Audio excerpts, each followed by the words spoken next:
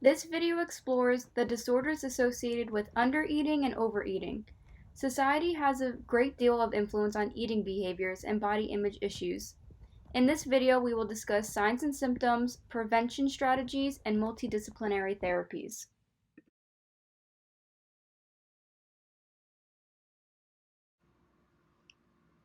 Anorexia nervosa is characterized by a morbid fear of obesity.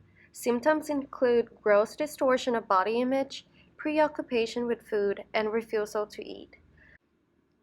The distortion of the body image is manifested by the individual perception of being fat, when he or she is obviously underweight or even emaciated.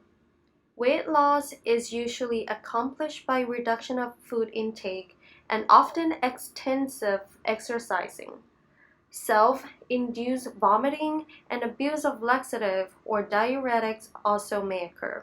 Amenorrhea or absence of menstruation usually follows weight loss, but sometimes it happens early on in the disorder, even before severe weight loss has occurred. Individuals with anorexia nervosa may be obsessed with food. For example, they may hoard or conceal food, talk about food and recipes at great length, or prepare meals for others only to restrict themselves to limited amount of low calories food intake. Compulsive behavior such as hand washing may be present. Feeling of depression and anxiety often accompany the disorder. Depression is strongly correlated with eating disorders, some of which may be secondary to malnutrition. However, even in those who have recovered from anorexia, there is a higher incidence of depression, anxiety, and obsessive thinking than in the general population. Bulimia nervosa is an episodic, uncontrolled, compulsive, rapid ingestion of large quantities of food over a short period of time, binging, followed by an inappropriate compensatory behavior to rid of the body the excess calories. The food consumed during a binge often has a high caloric content, a sweet taste, and a soft or smooth texture that can be eaten rapidly, sometimes even without being chewed. The binging episodes often occurred in secret and are usually terminated by only abdominal discomfort, sleep, social interruption, or self-induced vomiting. There is a persistent, excessive concern with personal appearance, particularly regarding how the individual believes others perceive them. Weight fluctuations are common because of the alternating bingings and fasts. However, most individuals with bulimia are within normal weight range, some slightly underweight, some slightly overweight. Prevention is any systematic attempt to change the circumstances that promote, initiate, sustain, or intensify problems like eating disorders. Treatment. Prevention efforts may involve reducing negative risk factors like body dissatisfaction, depression, or basing self-esteem on appearance, or increasing protective factors like non-appearance oriented self-definition and replacing dieting and body snarking with intuitive eating and appreciation for the body's functionality. There are three main types of prevention programs. There are universal or primary prevention programs. These are programs or intervention aimed at all people or population, designed to change public policy, institution, and normative cultural attitudes and practices.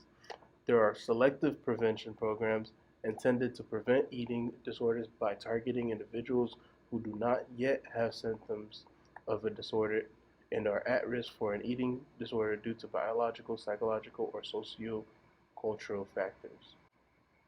For example, girls aged 10 to 13 who are facing puberty experience socio-cultural pressure for thinness and have a parent with a history of eating disorders. And lastly, there are indicated or targeted prevention. These are programs targeted for people who are at high risk due to warning signs and or clear risk factors. The audience does not have an eating disorder. The goal is to stop the development of a serious problem and is aimed at the individual.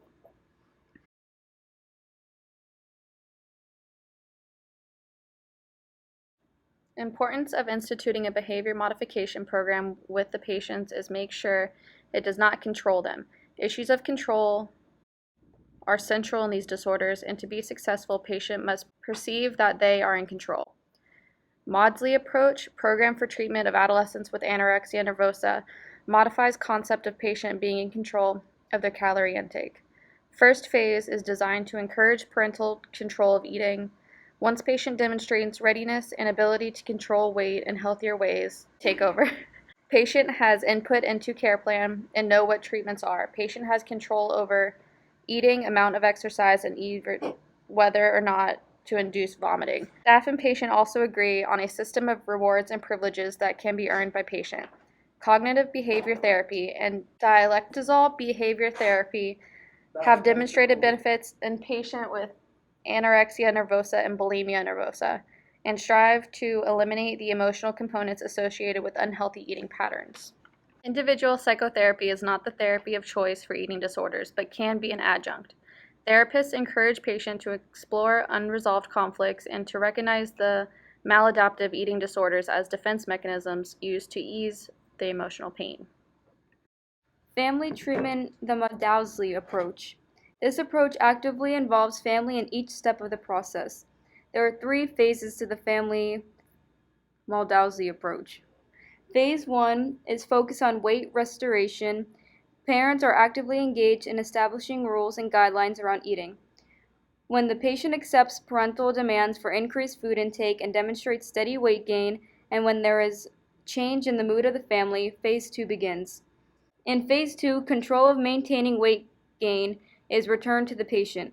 Once patient demonstrates the ability to maintain above 95% of ideal weight, phase 3 begins. Phase 3 focuses on assisting the adolescent to develop a healthy self-identity.